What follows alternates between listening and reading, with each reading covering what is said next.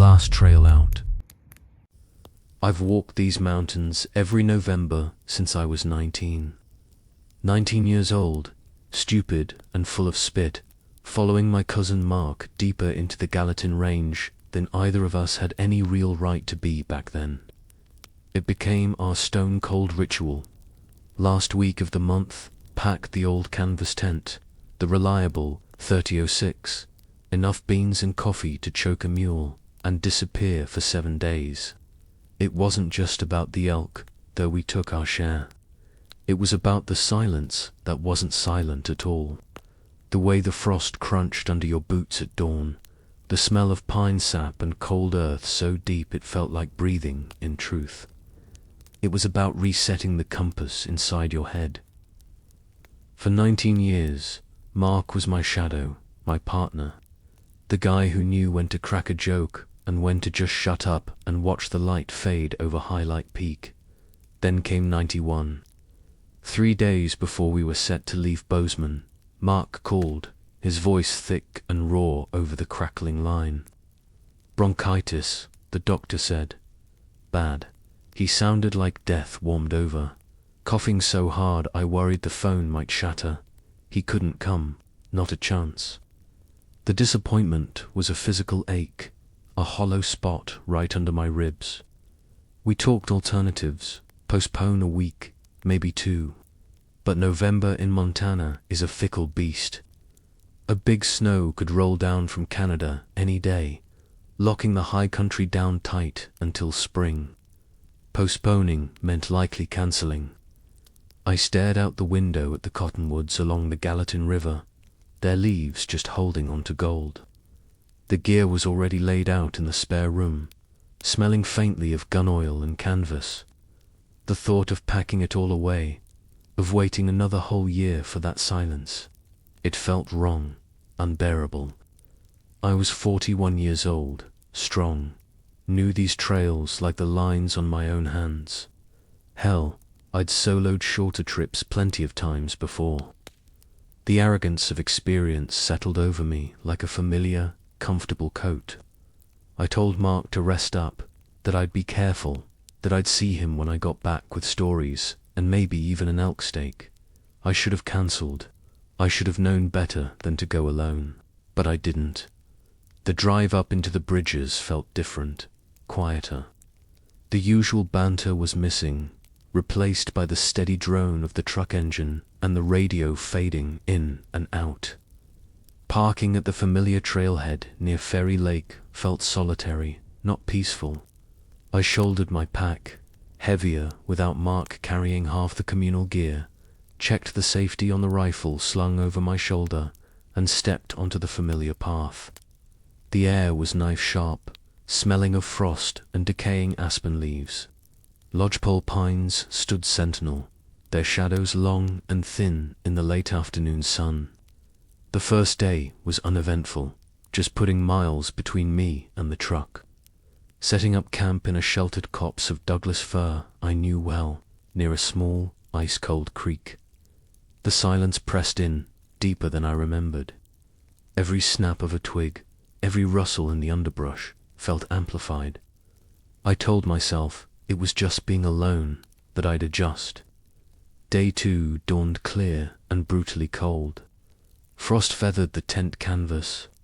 I spent the morning glassing the slopes above timberline, seeing nothing but ravens and the distant, improbable flash of a mountain goat on a sheer face. The afternoon found me tracking a decent-sized bull elk along a high ridgeline, the wind in my favor. The trail led down a steep, rocky draw choked with scree and deadfall. I moved carefully, decades of mountain scents dictating each step, focused entirely on the faint hoofprints ahead. I didn't see the moss-slicked log half buried under a drift of pine needles until my boot hit it sideways. My ankle rolled with a sickening, wet crunch that echoed louder than any gunshot in the sudden stillness. Pain, white-hot and blinding, exploded up my leg. I went down hard, the rifle clattering away, my body twisting as I hit the slope. I slid several feet, rocks tearing at my clothes, before fetching up against a gnarled root. For a long moment, there was nothing but the roaring in my ears and the impossible, consuming agony radiating from my left ankle.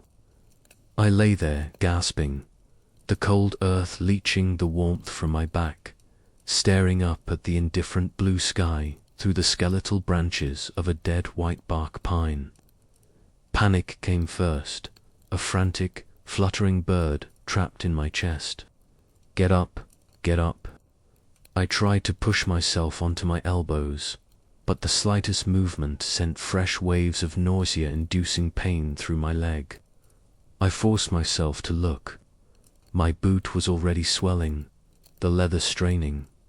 Carefully, agonizingly, I unlaced it. The sight beneath was worse. My ankle wasn't just twisted, it was grotesquely deformed, bulging inward at an unnatural angle. A fracture, almost certainly, maybe worse. A cold dread, deeper than any mountain chill, seeped into my bones. I was miles from the truck, days from the trailhead, and utterly, terrifyingly alone. Survival instinct kicked in, a brittle veneer over the panic. Water, shelter, signaling the priorities hammered in by countless Boy Scout meetings and outdoor magazines. My canteen was half full.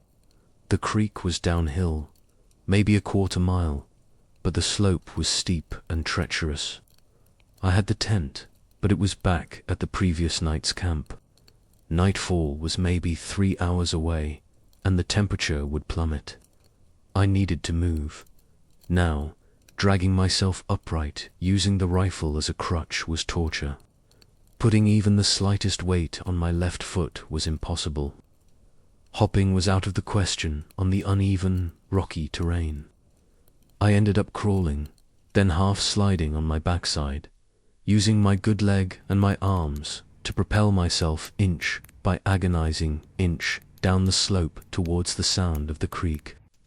Every jolt sent shards of glassy pain through my leg. Sweat stung my eyes despite the cold. It took over an hour to cover a distance that would have taken minutes walking. By the time I reached the creek bank, my hands were raw and bleeding. My clothes soaked through with mud and icy water from the shallows. The light was fading fast, painting the snow-dusted peaks above in shades of rose and violet that felt like mockery. I didn't dare try to set up the tent in the dark with my leg. I crawled under the dubious shelter of a large spruce tree, its low-hanging branches thick with needles. I used my knife to cut away the lower ones, creating a cramped, dark hollow just big enough to curl into. I pulled my emergency space blanket from my pack, a flimsy sheet of crinkling silver foil, and wrapped it around my shoulders. It did little against the deepening cold radiating from the ground. I gulped icy water from the creek, the cold shocking my system. I had food, jerky, energy bars, a little trail mix, but I forced myself to eat only a small piece of jerky. Who knew how long it needed to last? The night was endless. Pain was a constant companion, throbbing in time with my heartbeat. Every rustle in the darkness became a bear. Every creak of a branch was a cougar stalking. The vast, uncaring silence of the mountains pressed down, a physical weight. I shivered uncontrollably, the space blanket trapping sweat that then froze against my skin.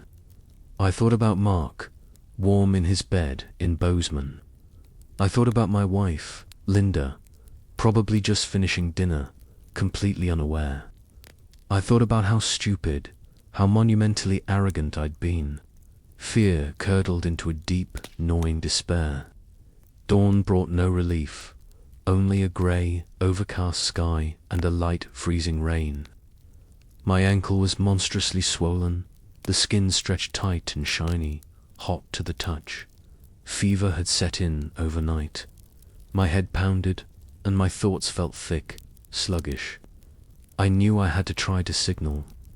I fumbled with the small signal mirror in my first aid kit, aiming its reflected light towards the open sky above the creek.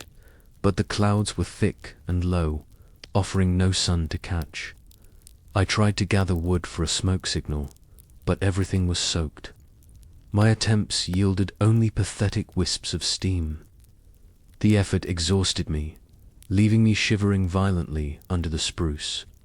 The next few days blurred into a nightmare of pain, cold, hunger, and encroaching delirium. I rationed the food, but it dwindled rapidly. My attempts at fishing in the creek with a hook and line from my kit were pathetic failures. My hands shook too much, my concentration shattered by pain and fever. Setting a simple snare for rabbits felt like deciphering rocket science. I saw nothing to shoot, and even if I had, the effort of aiming the rifle while propped against a tree seemed Herculean. I drank constantly from the creek, the icy water doing little to quell the fire in my ankle or the dry ache in my throat. The cold seeped into my core. My wool shirt and jacket were perpetually damp. My sleeping bag, dragged down from the pack, offered scant warmth when I couldn't stop shivering. Sleep was fractured, filled with bizarre, vivid dreams that bled into waking moments. Once, I was convinced I heard Mark calling my name, his voice echoing faintly down the draw. I shouted back, my voice a raw croak, scrambling painfully towards the sound until I collapsed, gasping, realizing it was just the wind sighing through the pines. Another time, I saw flickering lights through the trees. Search parties. I fired my rifle into the air, the recoil jolting my legs so badly I screamed. The lights vanished. Campfire sparks, maybe, or phosphorescent fungus, or simply my brain misfiring. Hope became the cruelest tormentor. Each morning I'd wake, stiff and aching, and strain my ears for the distant thrum of a helicopter. The sound of voices, nothing, just the drip of water, the call of a raven, the endless sigh of the wind. The silence wasn't empty, it was full of indifference. The mountains didn't hate me. They simply didn't care if I lived or died in the mud under a tree. That realization was colder than the creek water. My carefully honed outdoor skills felt like childish tricks against the vast, relentless machinery of the wilderness. My body was failing. My mind was unraveling. I lost track of time. Was it day 5, 7, 10? The sky cycled through grey and darker grey. The rain turned to sleet, then back to a cold, penetrating drizzle. My food was gone. The hunger was a constant, hollow gnawing, but it was almost secondary to the pain and the cold. My ankle felt like a rotting log attached to my leg, radiating heat and sickening pressure. The skin around the break was an angry purple, streaked with red lines that snaked upwards. Blood poisoning. The thought brought a strange, detached calm. Infection, fever dreams became more frequent. I saw faces in the bark of trees, heard whispers in the water. The ravens that circled overhead grew larger, their black eyes intelligent, waiting. I talked to them sometimes, argued, pleaded. One afternoon, during a lull in the rain, I saw an elk, a magnificent bull, stepping cautiously through the trees on the opposite bank of the creek. He stopped, head high, nostrils flaring, sensing me. He was close, close enough that in any other life, with 2 good legs, I could have taken the shot. I lay perfectly still under my spruce, the rifle resting uselessly beside me. I watched the steam plume from his nostrils, the powerful muscles shift under his thick winter coat. He looked directly at my hiding place. Our eyes met. In his deep, dark eyes, I saw no fear, no malice, just existence, pure, uncomplicated being. He turned slowly and melted back into the timber, leaving me alone with the crushing weight of my own insignificance. I think I cried then, the tears hot on my cold cheeks, but I'm not sure. Feeling was leaching away, replaced by a dull, cold numbness that spread from my broken leg upwards. Rescue, when it came, was almost an afterthought. I didn't hear the helicopter. I was drifting in a feverish haze, curled tight against the roots of the spruce, the silver space blanket dull and crumpled around me. I was vaguely aware of a change in the light, a deeper shadow falling over me. Then a voice, sharp and real, cutting through the fog. Hey, you, can you hear me? I tried to open my eyes, but the light was blinding. Shapes moved, more voices, urgent, overlapping. Hands touched me, gentle but firm. The pain as they moved my leg was distant, muffled, like it was happening to someone else. I remember the deafening thud of rotor blades suddenly close, the downdraft whipping the branches above. I remember the rough texture of a rescue litter against my cheek. I remember looking up into the concerned, stubbled face of a man in a flight suit, shouting something I couldn't understand over the noise. Then, nothing but blessed, painless darkness. I woke up in a hospital in Bozeman. Bright lights, the smell of antiseptic, the steady beep of machines. Linda's face, pale and etched with worry, swam into focus. Mark was there too, leaning heavily on a cane, looking older than his years. They told me I'd been missing for 9 days. A backcountry ranger on a routine patrol, miles off his usual route, looking for winter-killed elk for a study, had spotted the unnatural glint of my signal mirror under the spruce. Pure, dumb luck. The infection in my leg was severe. They talked about amputation, but managed to save it after multiple surgeries. I spent weeks in the hospital, then months in rehab, learning to walk again. The physical therapy was brutal. The bone healed, mostly, but the ankle is fused now, stiff and prone to aching, especially when the Montana weather turns cold. That was over 30 years ago. I never went back into the high country, not for hunting, not for hiking, not even to look. Mark understood. He sold his gear the next year. We still get together, talk about everything under the sun, but we never speak of hunting, or of that November in '91, not directly.